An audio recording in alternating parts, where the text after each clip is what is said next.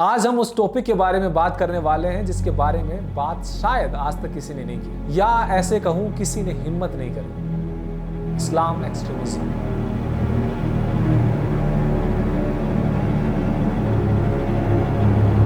शुरू करने से पहले एक जरूरी बात, मैं जो भी बोलने वाला हूं वो किसी एक कम्युनिटी या रिलीजन के खिलाफ नहीं है। ये कुछ सच्चाइयां हैं जिन्हें मैं बताना चाहता हूं और बात करना चाहता हूं सारे रिकॉर्ड्स के साथ। अगर आपके व्यूज मेरे व्यूज से डिफर करते हैं तो कृपया कमेंट सेक्शन में अपनी राय जरूर दीजिए।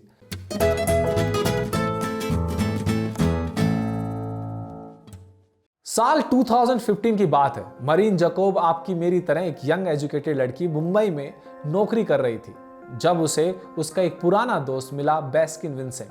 बेस्किन ने हाल ही में अपना रिलीजन बदलकर इस्लाम को कबूल कर लिया था और अपना नाम रखा या यहाँ ने अपनी दोस्त को एक कुरान दी और बोला, सब भूल जाओ, इसे पढ़ो, यही सब है, इस्लाम को अपनाओ। यहाँ से मिलने के बाद कुछ ऐसा ही हुआ। मरीन मुंबई छोड़ अपने घर आ गई और अपना धर्म परिवर्तन कर लिया। उसने अपना नाम बदलकर मरियम कर लिया। रिलीजन कन्वर्जन के कुछ समय के बाद यहाँ और मरियम ने शादी कर ली। इसी दौरान बेस्किन यानी कि यहाँ के भाई ने भी अपने धर्म बदलकर मुसलमान बन गया और नाम रखा ईशा। उसने शादी की फातिमा से। फातिमा ने कुछ समय बाद अपने घर वालों को बताया कि वो कारपेट का बिजनेस करने के लिए श्रीलंका जा रही है। पहले कुछ दिनों में तो फातिमा अपनी फैमिली से टच में रही, पर जब कुछ समय बाद वो गायब हो गई तब घर वाले परेशान होकर और पुलिस के पास गए। जब पुलिस वालों ने ईशा के भाई यहाँ को फोन किया तब पता चला कि उनके बच्चे अफगानिस्तान में, वो सभी इलीगली ईरान बॉर्डर क्रॉस कर ISIS में भर्ती हो चुके थे। उन्होंने अफगानिस्तान में कई बॉम्ब अटैक किए और कई लोगों की जान ली, सिर्फ धर्म के नाम पर। ये एक कहानी है, ऐसी कई कहानियां हम रोज सुनते हैं और अनदेखा कर देते हैं। केरला ISIS का ब्रीडिंग ग्राउंड बन चुका है। ORF के एक article, the Islamic state in India's Kerala में कबीर तनेजा और मोहम्मद सिनान बताते हैं कि केरला में उन लोगों की संख्या जो किसी न किसी तरीके से ISIS से जुड़े हैं वो बताई जा रही है 180 to 200, और ये वो केसेस हैं जो रिपोर्ट किए गए। असली नंबर इससे कहीं ज्यादा है। हद तो तब हो गई थी जब 2016 में 21 young educated upper middle class लड़के केरला से अफगानिस्तान सिर्फ ISIS में शामिल होने गए। लेकिन ये सब मैं क्यों बता रहा हूं और इसका इस्लाम एक्सट्रीमिज्म से क्या लिंक है? इस्लाम एक्सट्रीमिज्म के बहुत से फॉर्म हो सकते हैं, लेकिन सबसे ज्यादा एविडेंट है इस्लाम टेररिज्म। ISIS एक इस्लामिक टेररिस्ट ऑर्गेनाइजेशन ही है जो कि पूरे वर्ल्ड में धर्म के नाम पर बॉम्ब ब्लास्ट करती है। इंडिया में भी ऐसे कई ब्लास्ट हुए हैं। Parliament Delhi bomb blast 2005, Mumbai train bombing 2008 के जयपुर ब्लास्ट, पार्लियामेंट अटैक 2001 और जिसे कभी नहीं भूला जा सकता ताज मुंबई 26/11 अटैक। इस्लाम दुनिया का दूसरा सबसे बड़ा और पहला सबसे तेजी से बढ़ने वाला रिलीजन है। जितनी तेजी से ये बढ़ रहा है वो इस सेंचुरी के एंड तक दुनिया का सबसे बड़ा रिलीजन बन जाएगा, पर फिर भी मुस्लिम्स को लगता है कि वो खतरे में है। Famous Indian journalist Shekhar Gupta अपने article 5 reasons of crisis in the global Islam द्वारा इस्लाम एक्सट्रीमिज्म और उससे जुड़ी प्रॉब्लम्स को बताते हुए समझाते हैं कि इस्लाम दूसरा सबसे बड़ा धर्म होने के बावजूद भी करोड़ों मुस्लिम्स को अगर ये लगता है कि वो खतरे में हैं तो इस सच में एक क्राइसिस ही माना जा सकता है। शेखर बोलते हैं कि इस्लाम के 200 करोड़ फॉलोअर्स हैं, क्रिश्चियनिटी के बाद सबसे ज्यादा। मुस्लिम्स क्रिश्चियंस की तरह ही पूरे वर्ल्ड में फैले हुए हैं, लेकिन बट अनलाइक क्रिश्चियंस जहां जहां मुस्लिम मेजोरिटी में है वहां डेमोक्रेसी और सेकुलरिज्म को वेस्टर्न या एक बुरा कॉन्सेप्ट मानकर खारिज कर दिया जाता है। लेकिन जहां मुस्लिम्स एक माइनॉरिटी कम्युनिटी में है वहां वो कॉन्स्टेंटली अपने राइट्स मांगते हैं और उस कंट्री की सेकुलर के लिए कमिटमेंट को टेस्ट करते हैं, यानी कि वहां वो माइनॉरिटी राइट्स डेमोक्रेसी मांगते हैं, जैसे कि हमने लास्ट ईयर फ्रांस और स्वीडन में देखा। ये तो हो गई टेररिज्म की बात। तो चलो हम इसको और थोड़ा और समझते हैं ये प्रॉब्लम क्या है और शुरू कहां से हुई। हमारे देश के इंडिपेंडेंस के बाद मुस्लिम्स का एक अलग देश बन गया पाकिस्तान, और इंडिया ने सेकुलर रास्ता अपनाया जहां हिंदू मुस्लिम बल्कि सारे धर्मों को रहने और अपना रिलीजन फॉलो करने की आजादी थी। लेकिन पार्टीशन में हुए उन दंगों की ट्रेजिक मेमोरीज आज भी लोगों के दिमाग में है। तो सोचिए पार्टीशन में तुरंत बाद देश में क्या हालत थे। हिंदू मुस्लिम कम्युनिटीज में आपस में डिस्ट्रेस था, हेटर्ड था और गुस्सा भी। इसी सेंटिमेंट की वजह से देश में कई जगह राइट्स हो रहे थे, लोग मर रहे थे, देश में गरीबी थी और काफी तनाव भी था। मुस्लिम्स में ये डर भी था कि वो एक हिंदू मेजोरिटी कंट्री में सरवाइव कैसे करेंगे। गवर्नमेंट ने शायद इसी सेंटिमेंट को कंट्रोल करने के लिए मुस्लिम अपीजमेंट का सहारा लिया। इसके लिए बहुत सारी चीजें करी गई, हिस्ट्री को पूरा बदल दिया गया मुस्लिम्स के फेवर में, और ये शायद इसलिए किया गया ताकि कम्युनल हार्मनी अचीव की जा सके। आज हमारी हिस्ट्री डिस्टोर्टेड है और इसके कई एग्जाम्पल हैं। सबसे अच्छा है एनसीईआरटी, जो हमने और हमारे बच्चे आज भी बुक्स पढ़ रहे हैं, वो उनमें बहुत सी चीजें छुपाई गई हैं या गलत बताई गई हैं। सबसे अच्छा उदाहरण दूं तो अकबर, औरंगजेब, जिन्हें हमारी बुक्स ग्रेट लीडर्स के नाम से डिस्क्राइब करती है, वो एक्चुअली हत्यारे थे, वो इन्वेडर्स थे, हमारे देश में आए थे और औरंगजेब के राज में 4.6 मिलियन हिंदूज की जान ली गई थी। ना जाने कितने टेम्पल्स डिस्ट्रॉय किए गए थे। औरंगजेब ने श्री गुरु तेज बहादुर की भी हत्या कराई थी, जो कि सिखों के 9th गुरु थे। हिंदुओं को अपना धर्म फॉलो करने के लिए और खुद को बचाने के लिए जाजिया यानी कि एक टैक्स देना पड़ता था। लेकिन क्या ये सब हमारी किताबें हमें बताती हैं? ऐसी कई डिटेल्स छुपाई गई कम्युनल हार्मोनी के नाम पर। हिस्ट्री बुक्स में पार्टीशन और मुस्लिम्स रूल के हॉरर्स को छुपा दिया गया। मालाबार जिनोसाइड, जानते हैं इस बारे में? नहीं ना? तो सुनिए। 1921 केरला में मुस्लिम्स, जो वहां मेजॉरिटी पॉपुलेशन थी, उन्होंने दंगे छेड़ दिए। 10,000 हिंदुओं की हत्या की गई, उनकी जबरदस्ती धर्म परिवर्तन किया गया, हिंदू महिलाओं का रेप किया गया। सिर्फ रेप ही नहीं, प्रेग्नेंट औरतों के बच्चे पेट में ही मार दिए गए, और ऐसी कई दर्दनाक चीजें जो शायद मैं यहां बोल भी नहीं सकता। लेकिन इस पूरे इंसिडेंट को नाम दे दिया गया मोपला रिबेलियन। ये शायद आपको बड़ी बात नहीं लगेगी, लेकिन समझिए, रिबेलियन का मतलब होता है क्रांति। क्रांति हमने की थी ब्रिटिशर्स के खिलाफ अपनी आजादी के लिए, और जीनोसाइड का मतलब होता है नरसंहार, जो 1921 केरला में हुआ था। एक वर्ड चेंज करने से पूरा कॉन्टेक्स्ट चेंज हो सकता है, जो कि कोशिश यहां की गई और सफल भी हुई। वो एक लड़ाई नहीं थी, वो नरसंहार था, जहां अनबोर्न बच्चों से लेकर महिलाओं तक किसी को नहीं छोड़ा गया था। इसलिए कह रहा हूं भाई साहब, हमारी हिस्ट्री डिस्टॉर्टेड है। किसका फेवर में, अब ये आप समझ गए हैं। सेक्युलरिज्म का मतलब कब माइनॉरिटी अपीजमेंट बन गया, किसी को पता नहीं चला। और इसका सबसे अच्छा उदाहरण दिया जा सकता है शाह बानो केस।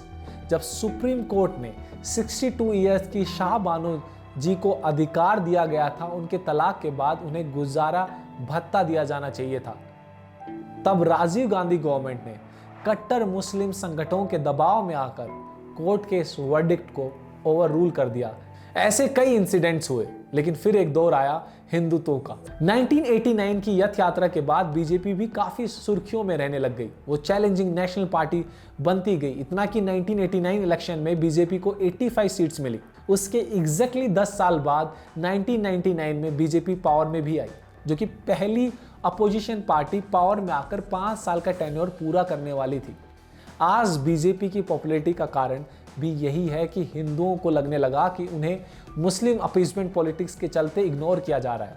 हिंदूज अपनी आइडेंटिटी को एक्सेप्ट करने लगे, हिस्ट्री के बहुत सारे फैक्ट्स वापस आने लगे, क्योंकि शायद गवर्नमेंट भूल गई थी कि हिंदुस्तान एक हिंदू मेजॉरिटी देश है। हिंदुओं को ज्यादा समय तक इग्नोर नहीं किया जा सकता, लेकिन 50 सालों तक यही हुआ। और जब बीजेपी ने ये पॉइंट उठाया, तब उन्हें इतना सपोर्ट मिला कि आज वो दूसरी बार फुल मेजॉरिटी के साथ पावर में है। इकोनॉमी नीचे जा रही है, पेट्रोल प्राइसेस आसमान को छू रहे हैं, लेकिन मोदी जी की पॉपुलैरिटी बढ़ती जा रही है। क्यों? इस सज्जन को क्या तकलीफ है भाई? क्योंकि अब रिलीजन मेन स्ट्रीम हो गया। पॉलिटिक्स का पार्ट तो वो हमेशा से था, लेकिन अब हिंदू भी अपना हक मांग रहे हैं। योगेंद्र यादव अपने द प्रिंट को लिखे आर्टिकल में बहुत अच्छे से समझाते हैं कि इंडिया में सेक्युलरिज्म क्यों हार गया और आज क्यों रिलीजियस आइडेंटिटी इतनी असर्टिव है और अग्रेसिव है। इसका कारण यह है कि इंग्लिश एलिट जो है, कभी ये समझे नहीं कि सेक्युलरिज्म चलते जितना भी अच्छा आइडिया हो, एक वेस्टर्न कॉन्सेप्ट है और इंडिया एक रिलीजियस कंट्री है। तो ये इंग्लिश एलिट्स ने कभी कोशिश नहीं की उन्हें डिबेट करने की। जो सेक्युलरिज्म को राइटफुली क्वेश्चन कर रहे थे, उन्हें कभी समझाया नहीं, उनसे बात नहीं करी, और सबसे बड़ी बात, हिंदुइज्म का मजाक उड़ाया।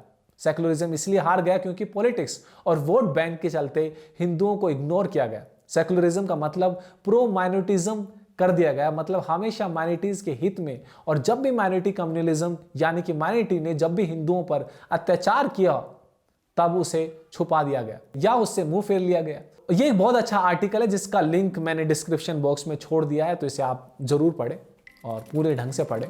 और अब बात करते हैं थोड़ा सा पॉलिटिशियंस की, मुस्लिम पॉलिटिशियंस की।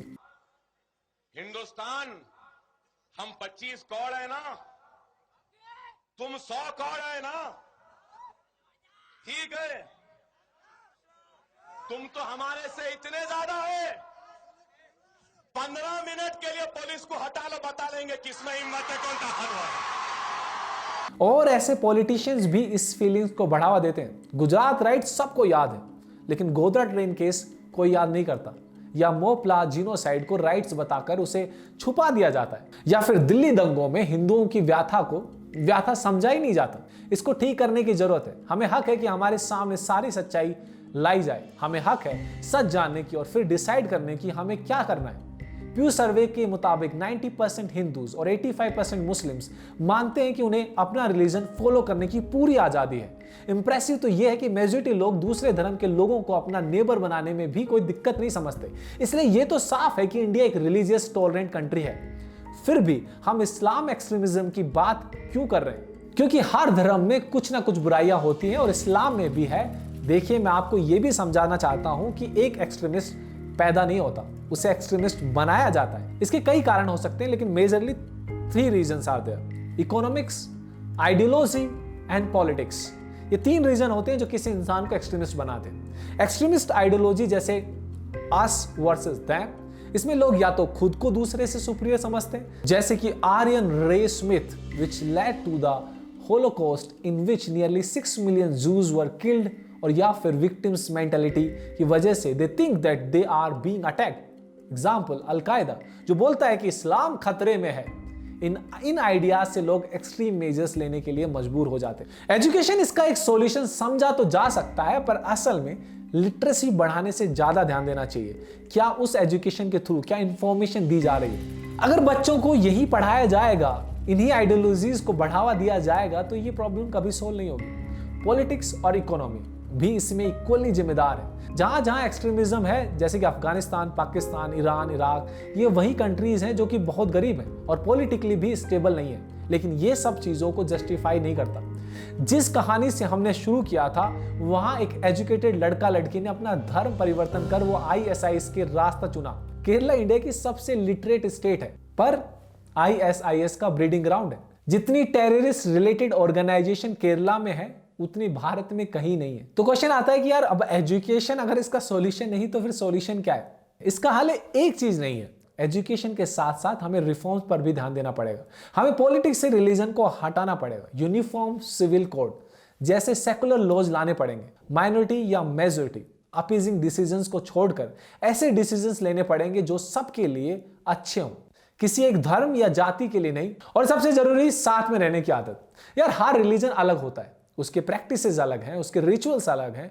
अगर हमें साथ में मिलकर खुश रहना है, तो हमें एक दूसरे की अच्छी चीजें अपनाना सीखना पड़ेगा। और जो हमारे रिलीजन में प्रॉब्लम है, उसे भी एड्रेस करके उसे भी बदलने की कोशिश करनी पड़ेगी। स्ट्रिक्ट लॉज तो बहुत हैं, पर अवेयरनेस की काफी कमी है। लोगों को बचपन से ही समझाना होगा कि धर्म से ऊपर होती है इंसानियत। अंत में मैं बस कुछ वाक्य पढ़ना चाहूंगा। मानव बड़ा बेशर्म हो गया है, मानवता से बड़ा धर्म हो गया है। धर्म के नाम पर जान लेने को तैयार हैं। यह कैसा खुदा और ईश्वर से प्यार है। जय हिंद, जय भारत। अगर आपको हमारा वीडियो अच्छा लगा तो आप इसे शेयर कीजिए। कमेंट सेक्शन में आप बताइए आपको कैसा लगा, और हम आपके लिए ऐसे ही वीडियो लाते रहेंगे। Thank you, bye bye, tata. और भाई सब्सक्राइब कर देना यार प्लीज।